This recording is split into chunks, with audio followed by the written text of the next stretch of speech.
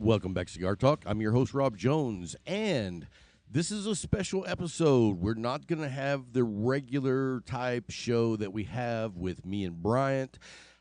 This is a special episode with just one guest. It's going to be a one-on-one interview with myself and Mr. Clock. You're not going to want to miss this.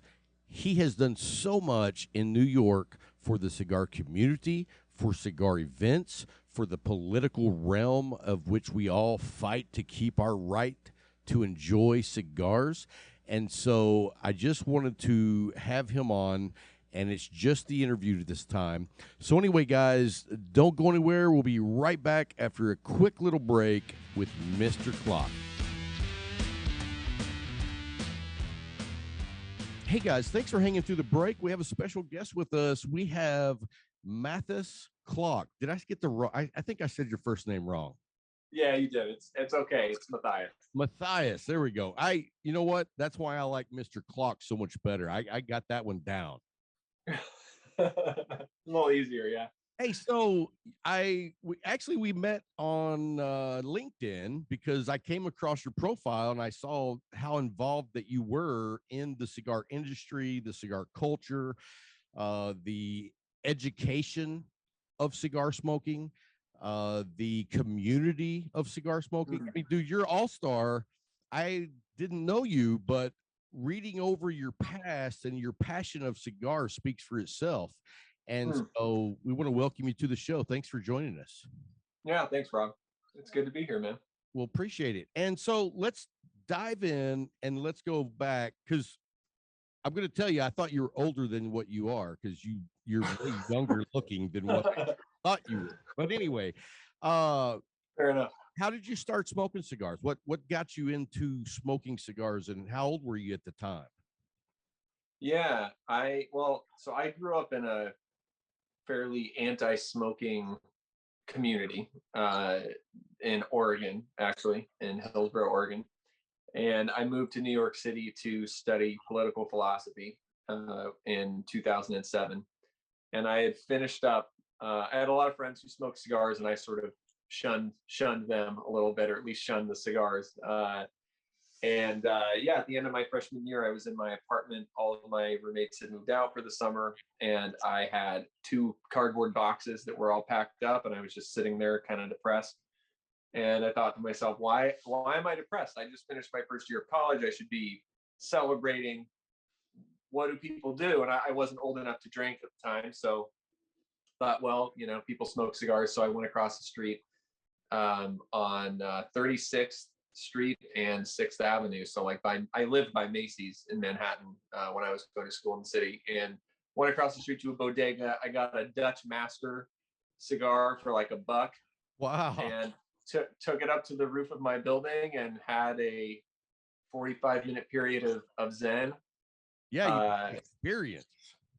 Yeah, it was. I'm kind of ADD. My mind is always jumping between different thoughts and everything, and so I just had 45 minutes up there, just kind of thinking about 1 or 2 things and just watching the city go by. And it was just, I don't know, there was just something special about it. And one of my friends worked at Davidoff, I think Davidoff Madison. And I told him, I said, Zach, I smoked my first cigar. And he got really excited. He was like, oh my gosh, what did you smoke? And I told him, I was like, I don't know, like Dutch, like Master something. And he got really upset. He was like, no, like that's not what your cigar experience is going to be. So he got like a bunch of limited edition Davidoff and Avo and stuff like that. He gave it to me. I went home for the summer back to Oregon, and I lit up an Avo LE10, which it was like smoking a steak dinner. It was unbelievable how good it was. And that was it for me. It was like, I have to find a way to do this more. And I didn't have money. I had no money essentially at the time. And so I started blogging about cigars right away, because I was like, you know what, if I make a nice enough website, maybe some companies will send me some cigars. And, lo and behold, it worked. I'm not ashamed to admit it. And then from there, over the next 12 years, It's been 12 years since then, since I started the website. Over the next 12 years, it just morphed into all of these different things, whether it's like cigar events, doing, we have a team of blind reviewers now for the website, Christian and Kevin. And, we do events. I do product photography on Instagram, and I do some writing as well. Kind of when a topic comes up that I get fired up about, I'll do some writing. So it's just been a really cool experience. And, the moment that I knew I really wanted to kind of keep doing it was when I came back to the city after college. And I went to Casa de Monte Cristo on Second Ave and like 54th Street. At the time, it was called Cigar Inn, and I was in line. Who owns What's Cigar that? Inn? Who was the owner of Cigar Inn at that time? Billy, Bass, and Gus. Yes. Yeah. Viva La Yeah. Vida Those three guys. Yeah, and who are the owners of Artesano del Tobacco now. Right. They produce Viva La Vida. Yeah. We Viva La Vida cigars. We've had Billy and Gus on the show. We love those guys. Yeah, they're great. Amazing guys. Huge commitment to quality, and just some of the friendliest guy. I was privileged to launch Viva La Vida, like the official launch event in New York City at Carnegie Club. And man, when I lit that cigar up, it had the sort of white label, just said pre-release on the band, and I think I was with Gus, or no, it was Billy, and he just watched me as I lit it up, which was a little bit intimidating, but I lit it up and I got that like kind of signature like AJ spice plus like sweetness plus like espresso, and I was like, dude, it's good. It's really good. And the story behind those guys and the entrepreneurship of an immigrant coming to America. I mean, to me, they're the American dream, and That's right. they're so focused on giving their consumers the best quality, the best experience. And so that when you said Smoke Inn, I was like, oh, that's got to be the place. Yeah, man. Yeah. Yes, Cigar Inn, absolute at like epicenter of the cigar culture in the city. And so I spent pretty much the rest of my college education. I did a lot of study. I studied there for my classes. I brought a lot of friends, and but I think for me it was just seeing the difference between cigar lounge life and like bar life. Because like bar life in the city as a college kid, it's kind of like there's kind of a basic formula, right? You go to the bar, you have too many drinks, you spend too much money, and you say things that you didn't want to say, right? And that's kind of what the thing is. And maybe you make friends that way, and maybe you get in fights, like whatever. But the cigar lounge equation is completely different, right? It's like, yeah, there's spirits involved. I'm drinking Diplomatico rum right now, but it's fundamentally about like this 2-hour period of time, this commitment that I have, right? I sit down and I can just look over at the next guy and say, hey, what are you smoking? And he'll say, oh, I'm smoking this thing. And we just start a conversation. Maybe I share some of my drink with him. And maybe we bring that other guy who's listening over and we talk. And it was just something I had never experienced. And frankly, I think it's just an extremely, more so today, it's just a rare experience, and it's just crucial in my opinion. So that's why I've stuck with it all this time. Well, and for me, I mean, you nailed it right on the head. When I was younger, I didn't smoke cigars. I went to bars. And now that I'm older, I can't stand going to bars. Yeah. And it's like you take the little bit of good that a bar has to offer, and the cigar lounge is like exploding in all the good things. Right. It's like, yeah, you're sitting at a bar, like you said, you may strike up a good conversation, or you may end up in a fight. right. And you just never know. And I mean, it's just people who go to bar, and if you go to bars, I'm not knocking you. It's just not for me. And Right. so the cigar lounge is just like a safe haven. It's Yeah. a peace and it's conversation with sometimes the most unlikeliest people that you would ever have a conversation with. Yeah, I was. I remember one of the early experiences I had at Cigar Inn. I was with some buddies from my school, and we were talking about the UN. And I tend to be a little bit more conservative. I was also the president of the debate club at my school for a number of years, and so I had pretty heavy opinions about things. And I remember I was kind of trashing the UN. I was like, it's this useless organization that can't get anything done. And this guy behind me with this like Scottish accent, he kind of taps me on the shoulder and he says, "Hey, what are you guys talking about?" And I tell him, we were talking about the UN. And it turns out he was like the ambassador from some country. The UN is just down the street from Cigar Inn. He was just sitting there and he was just amused, like hearing these guys talking politics behind him. And so he ended up joining us and giving us kind of this whole lesson on what he does and like things that he's been able to accomplish. And where else are you going to find that?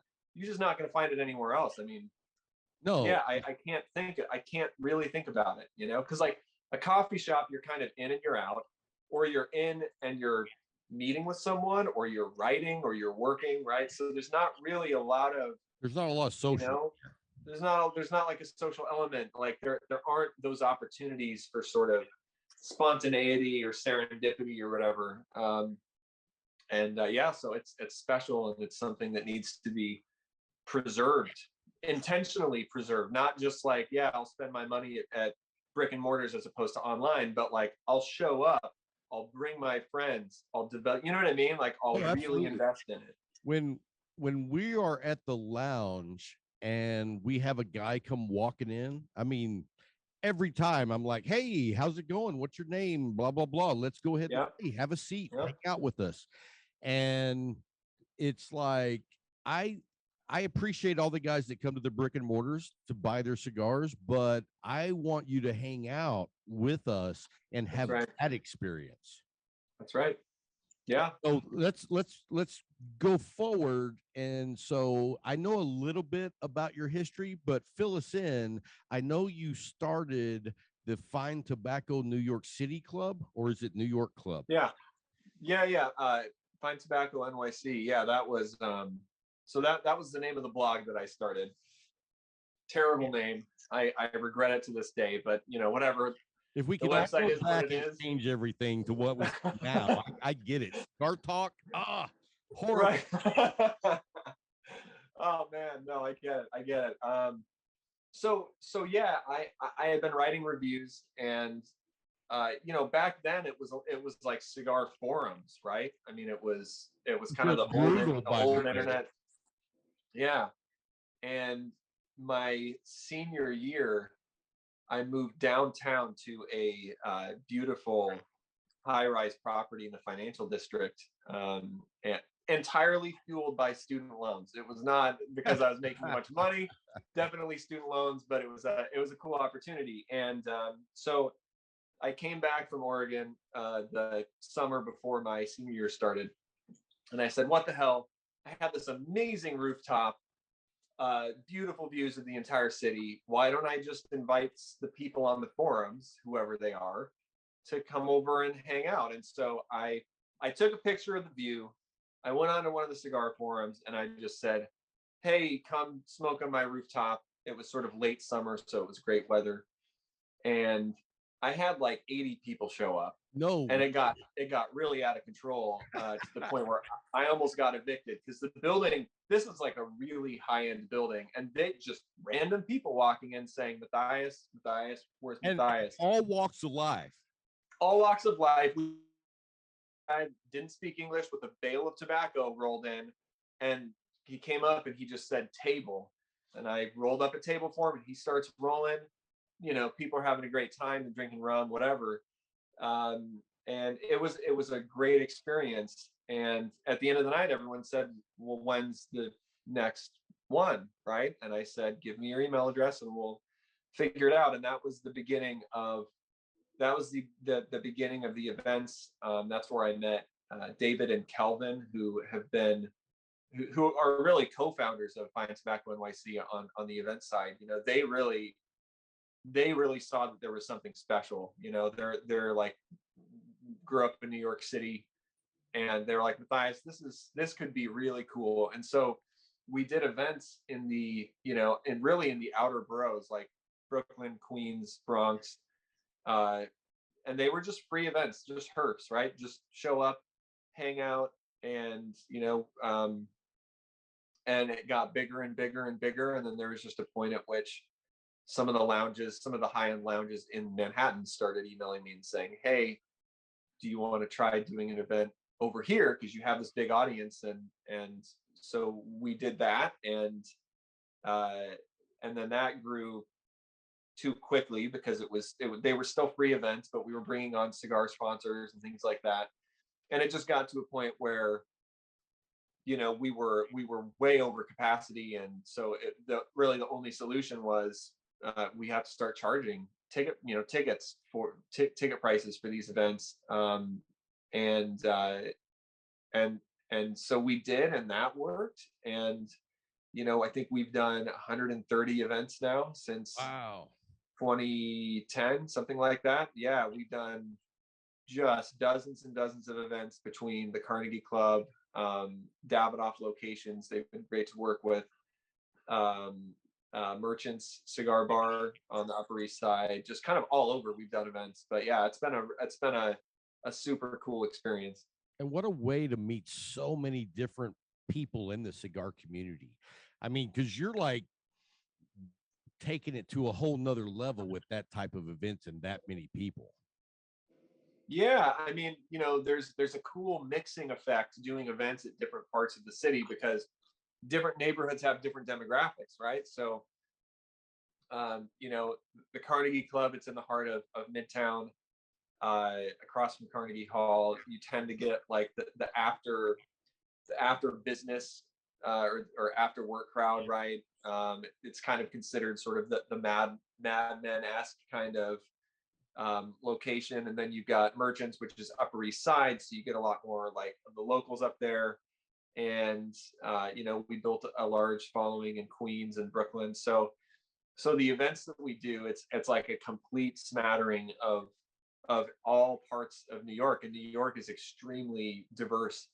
So it's cool. And I think the coolest thing is to see the friendships that have grown over the years. I mean, now like 10 years, and a lot of the guys have been coming to these events for all 10 of those years. And there's like groups of friends that I'm not even really a part of. And, they've grown on their own, and I see them posting on Facebook. Now they're going out to this lounge and hanging out and everything. And so it's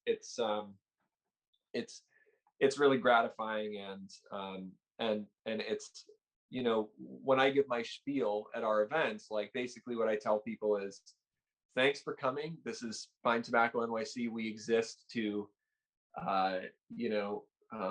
encourage and support the art and enjoyment of fine tobacco in New York City. Like that's what we're about. Because, since I've been in New York since 2007, like the cigar culture has been just in this kind of vice grip of all of the increasing regulations, the increasing taxes. Oh, you guys made it rough. Oh, yeah. Yeah, it's rough. And COVID was kind of the final straw for a few locations. So we've lost a lot of the really classic lounges that, some of the hole in the wall lounges on the Lower East Side that could only seat 7 people, that were just dream locations, just incredible. And they're basically, with the exception of Soho Cigar Bar, which is a fantastic place, they're gone. They're really gone, right? And it's mainly the more established places that are still around. So we exist to support those places the best that we can, and to keep the culture alive. Yeah, and being in New York, I mean, you have huge advantages on one side, and then you also have big disadvantages. Sure. One, excuse me, is the taxation that you guys experience there. I'm in Texas, And so I have friends that live all over the states, and when they hear me complain about the price of a cigar, they're like, "Shut up, just shut Yeah. up." Yeah. And and so, but at the same Yeah. time, being in New York, you have access to a huge amount of people. Like in the small town of Abilene that I'm in, we don't really have big events like that, you know. Right. But I can promise you, every Saturday morning, you will find me and at least 4 or 5 other guys that we meet every Saturday morning. And we actually call it the faculty meeting. That way, if anybody says, "Hey, what are you doing Saturday?" We're like, "Oh, I'm busy. I have a faculty meeting." That's great. I like it.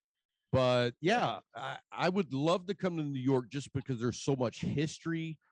And I mean, just like Nat Sherman closing down. I mean, what a Yeah. blow. Now, were you able Yeah, to go man. to the Nat Sherman Lounge?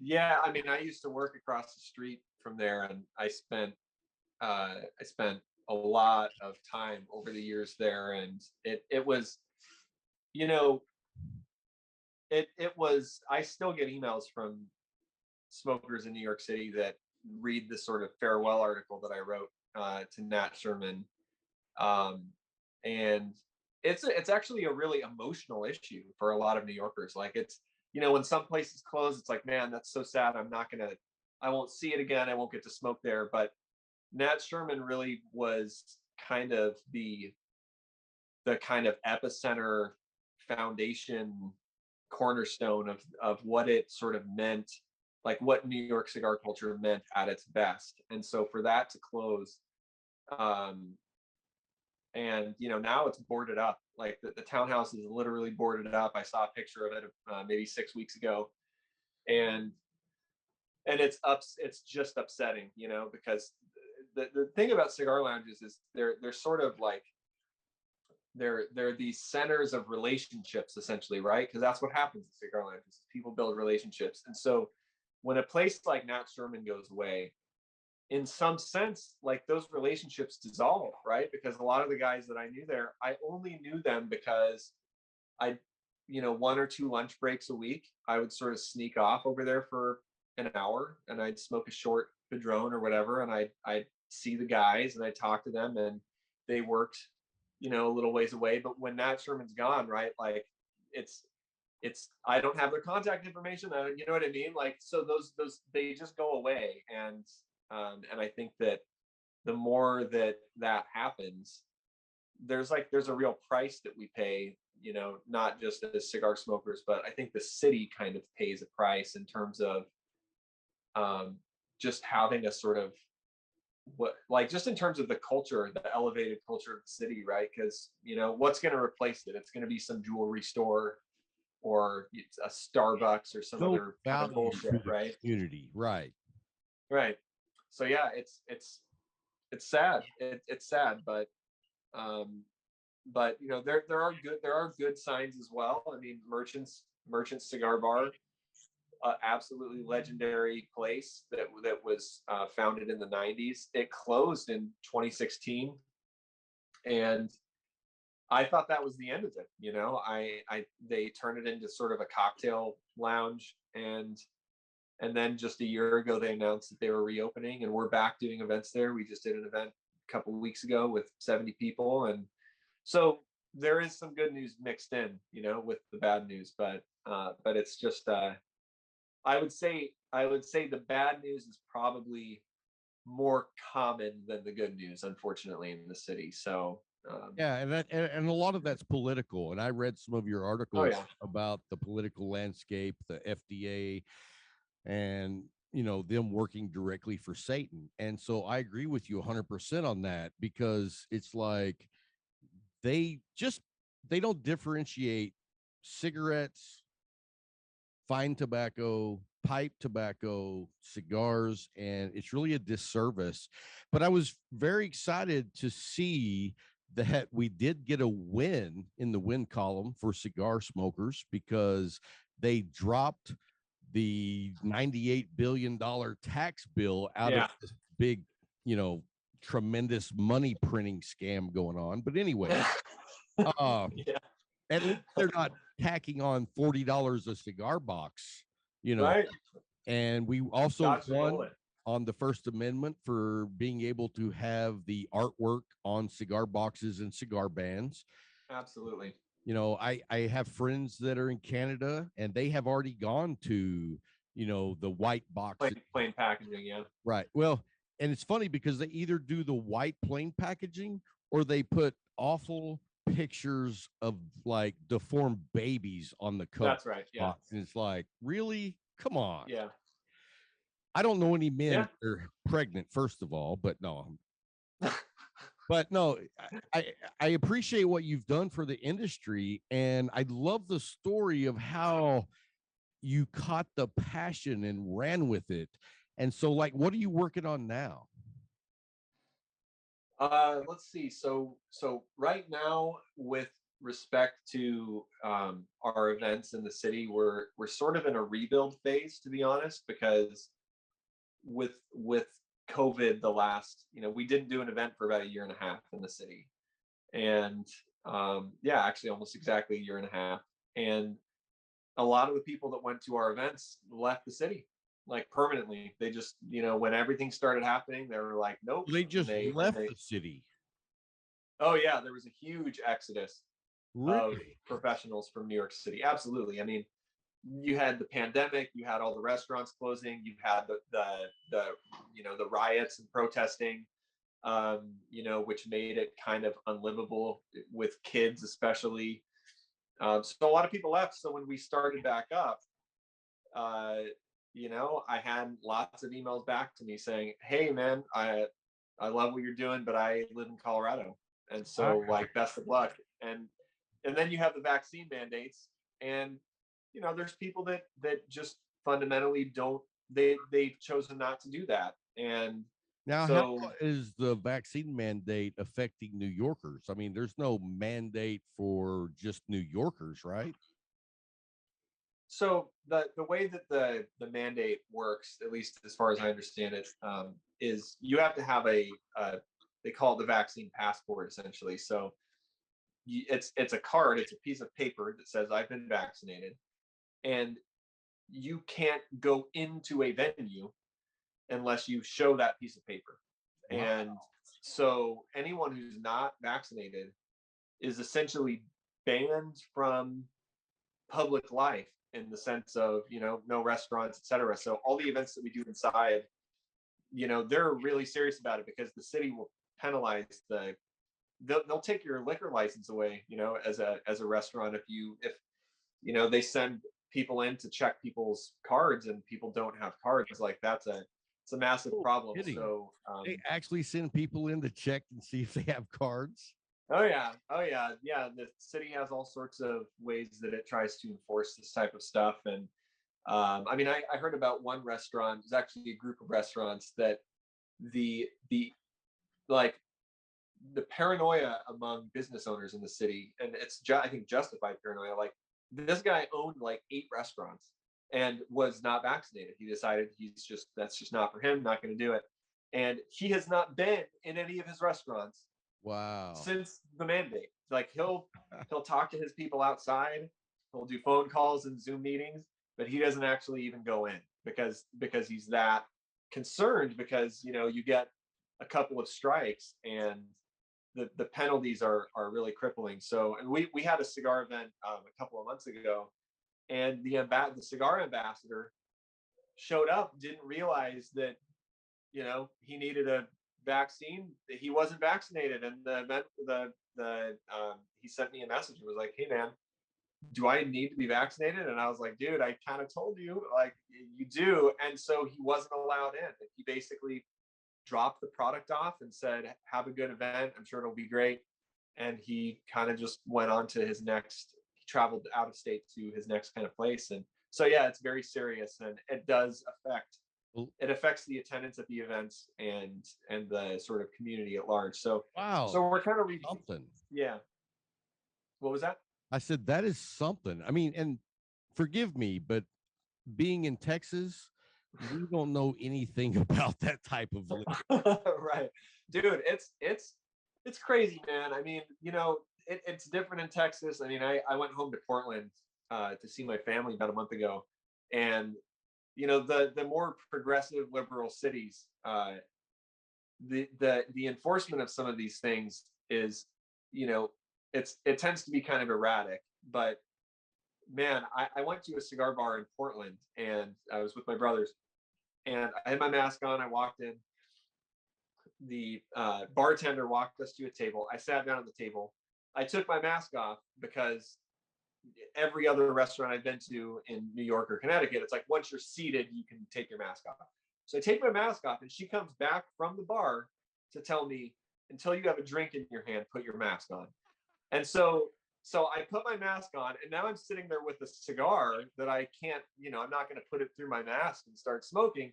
So she comes back over and she says, "Oh, you have a cigar. Go ahead and take the mask off and light up." And it was just like, okay, so I'll smoke this carcinogenic thing, that's probably on some level a little bit bad for me, but that's fine. And you can do that without a mask, but don't sit there without a mask, because that's dangerous. Well, So, I the mask to me, and if you like wearing a mask, knock yourself out. But for me, it's really nothing more than a lucky charm. You know what I mean? You wear that because you think it's going to ward off whatever evil is going to try to attack you. right. And if that's Right. how you feel, knock yourself out. But can we be done with the mask already? I mean, Yeah. Yeah, man. I get it. I don't claim to be a medical expert, and I try to be respectful of, any public place that requests a mask. I'll wear it, oh, and I do as well. I mean, all of that stuff. I'm But not an asshole some of the time. sure, sure. Yeah. But yeah, I think most people can agree. Most people can agree that there are at least some times where it's heavy-handed in a way that is difficult to comprehend, having any relation to any type of serious medical discussion or anything. Right. So I didn't go to med school, but I do have some common sense. But anyway, right, no, right. I don't want to make this a mask Sure, acting of course. segment. Yeah. So now that you're up and running after the pandemic, so are the get-togethers quite a bit smaller, and you're rebuilding? Yeah, I mean, they're not that much smaller. I mean, the last event we had was totally packed, and that's great. We're also doing virtual events as well, where we ship boxes out to people to pair whiskeys and cigars and stuff. Those have been really successful. But yeah, it's generally kind of a rebuilding phase, and then outside of that, outside of the photography that I'm working on, I've been writing about kind of the trend of like micro batch cigars, which has kind of taken the cigar world by storm over the last couple of years, and specifically some of the branding practices that I've seen that I'm not a big fan of, just because as a New York City cigar smoker, like, I'm aware that politicians will use any excuse at all to place really heavy-handed restrictions on cigar smoking that are super hard to reverse. And so it's something that I'm sensitive about, and when I see it, I've seen it enough that I finally just had to So write something about it. So so I wrote an article about it. But yeah, and breaking down what you just said, I think what you're saying is, because some cigar marketing groups are using marketing tactics that could be seen as right, targeting the youth. right, And so, I mean, I'll throw it out there. Let's talk about Drew Estate for a moment. Flashy, silvery bands with cute names. I mean, I think that's a problem. And I mean, I don't yeah, smoke infused cigars. If you do, I don't have a problem with that. I say smoke what you like. But right. the fact that a juicy blue sounds like something I would have probably tried when I was in ninth grade, I understand there's an issue with that type of marketing. Right. Yeah, I think Drew Estate generally has done a pretty decent job of kind of walking that super fine line, because Drew Estate's brand is, and I'm not a historian, but it seems like it's always been kind of brash and sort of in your face, right? And so Right. I think there's naturally maybe a danger there that has to be balanced. And they are owned by a very large company that probably has a huge legal team that oversees all of this. So I'm not really that concerned about Drew Estate. It's more, So give me an example. Sure. I mean, so Ezra Zion, for instance, they've been doing the kind of micro batch thing for a while, and what kind of pushed me over the edge with the whole thing, and there's other brands doing it as well, but seeing a pack of cigars that's packaged as a chocolate bar, for instance, for me, it's just a non-starter, right? Because so much of the legal battles that have recently been fought in the last 10 or 20 years have been around, like, don't make a tobacco product look like another sort of consumable good that kids would want to get their hands on, and like marketing something chocolate bar, something like that. Like, it just, for me, I just think of, or Pravada Cigar Club with Cookie Monster, right? Like, it's sort of undergone like a brand uh, uh, evolution over the last couple of months. But if you Google Cookie Monster cigar, it's everywhere, right? I mean, there's still companies selling it as the Cookie Monster.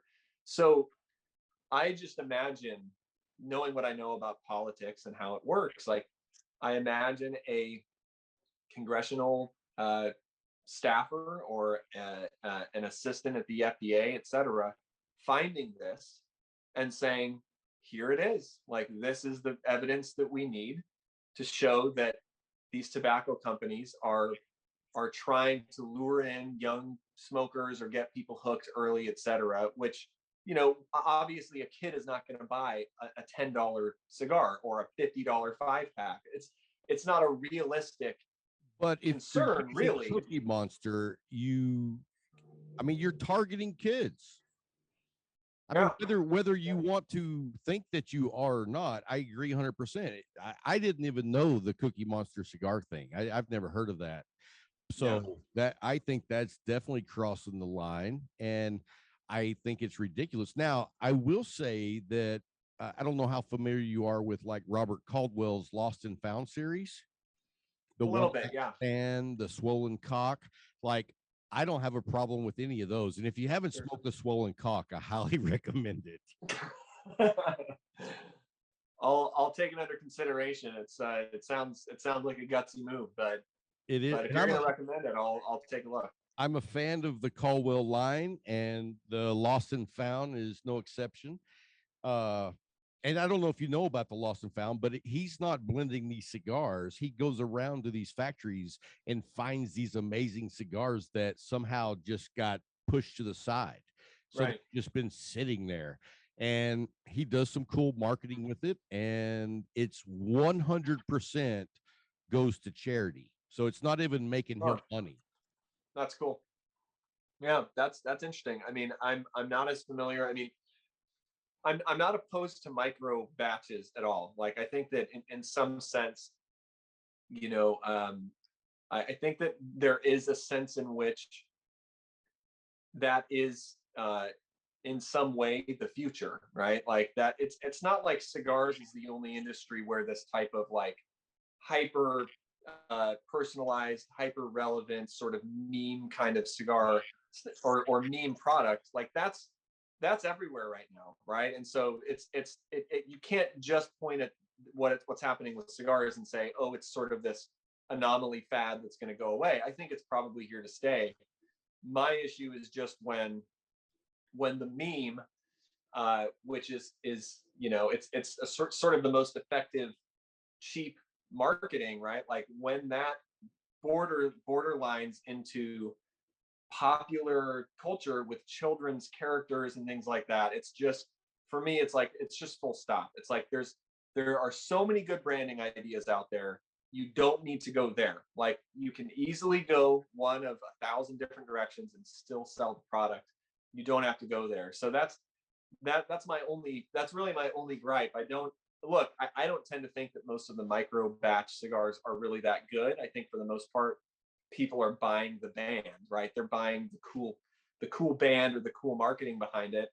And I don't have time to smoke that product because I really want to smoke the best, and I don't tend to consider it as the best. Well, But that's a great point. Like the whole Robert Caldwell line of the Lost and Found, they're all unbanded. There is no band on the cigar. was that right?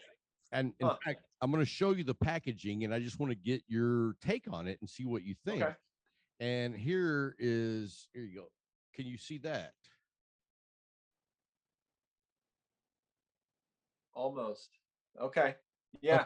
So yeah, I can see it. When you take it out of the package, there's 0 bands. It's just I prefer the Solomon Vitola that they came out with, but you know, Okay. if you don't have any idea what you're smoking once you take it out of that little package. Right. Yeah. And, I think maybe band or packaging could be used interchangeably. Like, I think that what you're describing with Caldwell, like that sounds like a product that probably has some integrity to me, in the sense that he's actually sourcing something that he believes in, and he already has a track record of making great product, right? So there's trustworthiness there. I think it's and there's so many companies doing it at this point, it's hard to even kind of keep track. But a lot of even the smaller retailers are kind of doing these micro batches, and they're just not interesting to me, because I've smoked some of them, and I come away thinking, yeah, that was all right. Yeah, That I was agree fine, with you. And I think you're right, because as the fad of micro blends come about, you start getting guys that have 0 experience in the cigar industry going, well, I could do that. I could do that. I mean, I can call down to Nicaragua and have them send me 500 cigars right now, and I'll package them as a micro blend. And if I can come up with a cool advertising slogan, we'll make money. Right. So I'm 100% behind what you're saying there, and I agree 100%. So with your events, I noticed also that not only do you have events, you also, within the New York City Club, you also teach like people how to smoke cigars. And I mean, that's a very important step, because I think a lot of shops across the country just assume that everybody who comes in knows how to smoke a cigar. And that's just not true. I know I didn't know how to smoke a cigar for 2 years. I thought I did, but I had a grouchy old guy that owned the cigar shop one day see the clipping of me cutting my cigar, and he's like, who the hell cut this cigar? And I was like, that was me.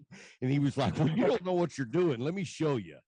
And so I think that is a very valuable asset, that you're willing to take the time to teach people how to smoke cigars properly. Yeah, and that's honestly, in my experience, that's where most of the new cigar, like, I mean, in a lot of our events, we get people who've never smoked cigars before. They're coming with a friend who smokes cigars, and they show up, and sometimes they're a little nervous. They kind of don't know what to expect. And even with 5 minutes of education, I mean, sometimes it's education to a group, but other times it's just me sitting with someone, kind of introducing it to them. It's really general. That's all it takes to convert someone from, yeah, this is kind of cool, to now I see them at every event after that, because they cigars, I think, are kind of mysterious to a lot of people. It sort of doesn't make sense. It's just smoke in your mouth. How could that possibly taste different if it's just smoke, et cetera, et cetera. And a lot of people don't know not to inhale, for instance. They don't even know how to not inhale, right? And sometimes you actually have to teach that as well. Especially if you're teaching a cigarette smoker that's smoking cigars for the first time. That's right. Yeah. So yeah, it is. The education stuff is it's important. And, I'm not a trained, tobacconist or a sommelier or anything like that, which is its own controversy as well. But I've spent enough time educating myself and writing about cigars and teaching to know what the important things are for someone to learn. And so yeah, that is one of the things that I've always wondered with a lot of retail shops, is why they don't have sort of a regularly scheduled Cigar 101, because they're so popular. Like, whenever we put one up, like we do Cigar 101s, those are sold out instantly because people want an hour or 2 hours to just talk about what are all the little tips and tricks. What is retrohaling? What is purging a cigar? How does that benefit the flavor? How does it benefit the construction? How do you properly light a cigar? So, like probably a quarter of people I see light cigars only partially light it, Oh, and it then does. it Great. canoes, and then they say this cigar has shitty construction, and it's like, no, dude, you don't know how to light your cigar. I preach that so much, the toasting of the foot and then making sure that your entire foot is on fire. Right. If you don't get that going, then you're not going to have a good experience, or at least you have a high average of not having a good experience. That's right. That's right. Yeah. And so I love that you teach, because as you know, the first time a new cigar smoker comes into a lounge, he's very intimidated, or at least I was. And so if I would have taken a class and someone taught me, I would have walked into a cigar lounge with confidence that I know what I'm doing.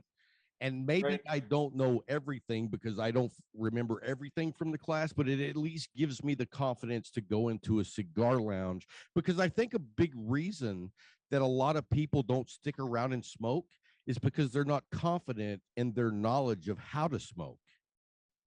I was just about to say the same thing. Like if if you're a retailer and you're thinking strategically, right? Like there's customer acquisition, and then there's customer retention, right? And so your acquisition as a retailer is very often word of mouth, right? Someone brings a friend, they have a party, whatever it is. And so fine, you've acquired a customer, they bought a cigar, right? But they're nervous as hell. Maybe they have a bad experience because they don't know what they're doing, right? Because their friend doesn't know to even show them. Their friend might not be educated either.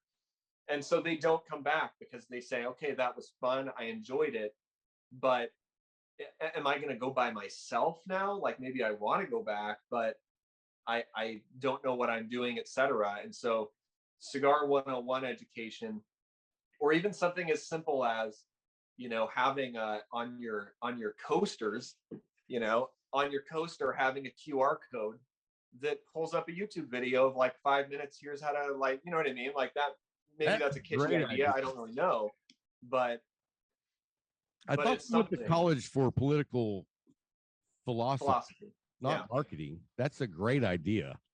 Yeah. Well, I mean, yeah, that's sort of it's a separate topic, but political philosophy is actually it very much informs. It can be very informative of marketing, right? Because political philosophy, a major segment of that is, we don't have to go down the rabbit hole, but a major field of that study is human nature, right? And so you study that and come to some conclusions. Then your marketing is going to be based on those understandings of human nature, right? For instance, people don't like to be lied to. And so a lot of marketers think, well, I'll embellish this or I'll lie about this or that. And at the end of the day, if you're truthful and you have integrity, that's a better long-term strategy from a marketing standpoint to retain your customers. So a little like random tie in there, but yeah. Oh, I agree 100%. And I think that fits so well into the cigar community as a whole. Yeah, it does. Yeah. Especially with a lot of cigar companies that aren't necessarily strictly speaking honest about, where their tobaccos come from or how long they're aged, etc. I mean, I'm not going to give any examples there, but it's definitely something that happens. Yeah, we're very well aware of some of the marketing tactics that some cigar companies have. They take some old cigars and they rewrap them in some new wrappers and sell it to us as a limited edition. So I'm sure you know that story. So I'm not going to go into that rabbit hole, but yeah, exactly. I mean, and it's one of the things here at Cigar Talk that we pride ourselves on, is that we don't allow cigar companies to reach out to us and become sponsors. We find great cigars. We find out about the company. And once we find out that they're legit, then we go beg them to be our sponsor, because I don't have to pretend that I love something. I want to love your whole company. And so and we learned that lesson the hard way. we took on a sponsor that was absolutely horrible, and they sent us 8 boxes of the worst cigars Oh ever smoked. no. That's the worst, man. I mean, reviewing cigars at the beginning when I started that website, I very quickly learned that reviewing can actually be kind of a chore, because a company reaches out and says, hey, we have 5 blends, 3 sizes each, we want you to smoke them, and you smoke the first one and it's awful, and it's like, oh shit, I said I was going to review this, and then you do review it, and a lot of times I'll actually reach out to them and say, look, if we publish this, we're going to be publishing, here's the review, and sometimes I'll give them the option. I'll say, look, if you don't want us to publish it, we won't. But yeah, it's much better to work with the companies that you're excited about working with and believe in than just doing the churn and burn model of just going with anyone who will give you money, because it sucks to smoke. I mean, you probably know this, right? Like, we probably both have a lot of cigars. I don't know what your number is. Like, my number would take me for many years into the future. And now I got to ask you though, how many cigars do you smoke a day? On average, if you averaged it out mathematically, probably 0.8. I mean, I don't smoke every day. Did you say sometimes? Yeah, right. Like okay, less than 1 per day. I thought you said 8. Oh, that's how many I smoke a day on average is 8. Okay, yeah. Hey, man, look, I probably wouldn't have the wife that I have if I smoked 8 a day. She probably would have been like, yeah, that's a little too intense for my liking. But I don't drive a brand new truck. I smoke 8 cigars a day. Right, that's right. That, dude, priorities, man. You got to prioritize. But that's right. But the point being, like, at a certain point, when you have a lot of cigars, you get way more selective about what you smoke, because absolutely. You begin to realize that you only have a certain amount of time. And so lighting up a cigar that's really no good or is not very interesting, it ends up, if you don't have a lot of cigars, you'll kind of be like, all right, like, I'll put myself through that, right? Okay, fine. Like, it's like buying a nice meal. You finish the meal because you're there, right? But at a certain point, it's like, I'll light up a cigar. I always have 2 others sitting with me. So if I really am just not feeling it, even if it's a great product, if it's just not the right day or the time, or I ate something that's not working with it or whatever, I'll just set it down and light something else up, I do the same. I classify myself as a mood smoker. And so it really depends on my mood, what time of day. And when you're smoking 8 a day, I mean, I usually light up my 3rd cigar by 11 a.m. And so I have a set of cigars that I love smoking at 7 and 8 a.m. And then it progresses throughout the day on my mood. So I know what cigar I love with my coffee first thing in the morning. And then I know what I like to gradually have different blends throughout the day. And so I will never have as many cigars as you have because I'm going through them a lot faster. Oh, hey, fair enough, man. Volume. I get it. I mean, when you smoke 8 a day, it's a constant battle of keeping your humidor full. And I have 3 humidors. So between the 3 of them, there's room for about 700. And it's a constant battle trying to fill them up. You know what? That sounds like a good battle to have in life. You know what I mean? Fun battle. It's a fun battle. That's a good battle. I like it. So, well, hey, man, thank you so much for taking the time and coming on the show. Tell everybody where they can find you at on social media. You're a photographer. You do great photos. Tell us about where our listeners can find you at. Yeah. So on Instagram, it's just Matthias Clock. So that's just my name. So just search Matthias Clock on Instagram. I'll be there. And I encourage anyone, if if we talked about anything that's interesting, just DM me. I'm always chatting it up with people. And then if you're interested in the cigar events, just Google Find Tobacco NYC, or you can Google cigar events in New York City, whatever, it'll pop up there. And you can check the website out and get on the mailing list. I'd love to see you at any of these events and, make some new friends. I would love to come to some of your events because I've read about You're always welcome. events, and it sounds amazing. I mean, one of the events that I was reading about, of course, you got a cigar, but you also got drinks, and there was also live jazz music. Oh, yeah. I mean, that is like the ultimate smoking environment right there. Yeah, and shout out to Carnegie Club, man, because we've been doing events for almost 10 years with them, and they hire a live jazz band every time. They're great to work with, and you're right, it really is kind of the ultimate experience where you can listen to the music, you can talk to the person next to you, you can hang out with your friends. If you're ever in the city, I do have an event on December 9th. We're going to be celebrating Frank Sinatra's, I think, 113th birthday. I might be off because of COVID and everything, but we'll be celebrating his birthday, and we're going to be smoking the Plasencia Alma Fuerte. So shout out to them for sponsoring the event. Great. But yeah, it's fantastic cigar. Yeah, that's one of the really cool things about what's happened over the years is the type of the caliber of product that we're able to bring to our attendees has just increased and increased and increased. So we get to smoke just great stuff, and that's a blessing. Before we go, I got to tell you 2 cigars you got to try. These are my 2 must-try cigars for you. The first one is, I don't even know if you've ever heard of McAuliffe cigars. Dude, I'm a freaking huge fan, man. Let's talk McAuliffe right now. All right. So have you had the Medallia? Yeah, absolutely. Yeah, and the limited edition, the little cheap Corona. Yeah. Oh my gosh, that's an amazing cigar. Thank you. You validate so what I tell people every week. The Medallia is my go-to. I probably smoke 40 of those a month.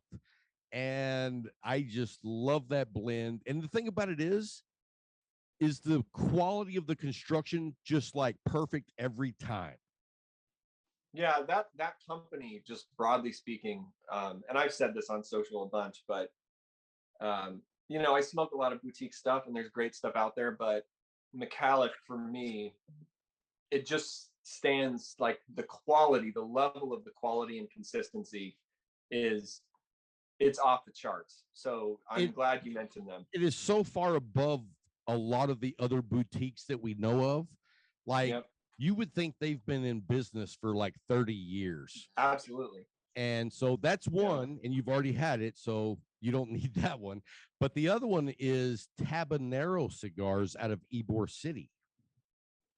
That I haven't had. Tabanero, very, very boutique. The owner's name is Yanko. And dude, if you want to try a cigar that's going to knock your socks off, and talk about quality construction, spot on every time. In fact, I just put out a Tabanero, but the Habano, and I prefer the Robusto, but the Toro is also amazing.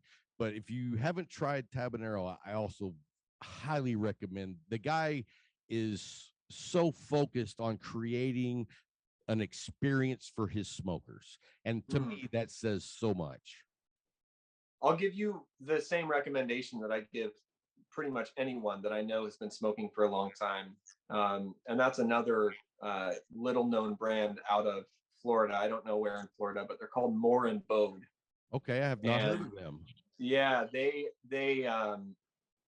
make some of the strangest cigars. I mean, they use a lot of international tobaccos from like Indonesia, and they also specialize in fire cured American tobacco. So no kidding, I've never heard of that.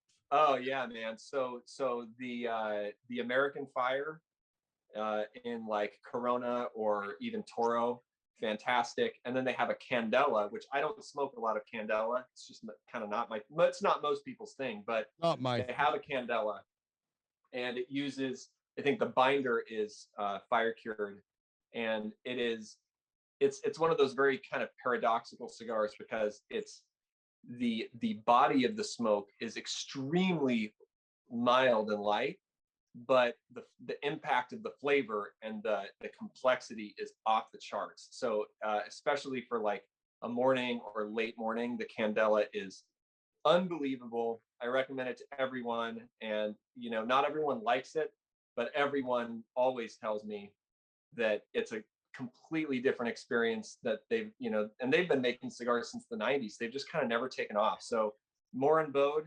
Google them, check them out. Okay, yeah. I definitely will. I love finding these small boutiques, and I just happened to run across Tabanero like that, and it was like, wow, nobody knows about these guys. You right. know what I mean? Right. So, yeah. Well, hey, man, thanks so much again for coming on. And the only advice I have for you is you need to change your Instagram name to Mr. Clock. I'll see if it's already taken. If it's not, I might take you up on that. All right, it's been fun, Rob. Hey, one last question. Where are you smoking at today? Thank you for asking. I am at Big Buddha Cigar Lounge, just above Danbury in Connecticut, and they've been just really great about anytime I have an interview or something else, they give me one of the rooms. They have 3 large rooms here, and they also have a humidor, which is just behind the camera, that's all super aged stuff from like the 2000s. Basically, it's a phenomenal product. They have a lot of really old avos that I love. So it's pretty much my happy place. Very nice. And just so you know, I'm going to post, for you guys watching the YouTube channel, I'm going to post Mr. Clock's LinkedIn photo right here so you can see. I didn't recognize you being all casual because your LinkedIn photo, I thought that you were like, classy and sophisticated. Yeah, that's only when I'm getting a picture taken. Hey, well, you look great. I'm going to post it there because you do look, you know what? That picture right there on your LinkedIn is like Mr. Class. So thanks, man. You've done a hell of a job. Thank you for all that you do for the community, and just keep doing what you're doing. And if you ever need anything from Cigar Talk, feel free to reach out anytime. We'll be here for you, brother. Sounds good, man. Thanks a lot, Rob. Hey, thank you, brother.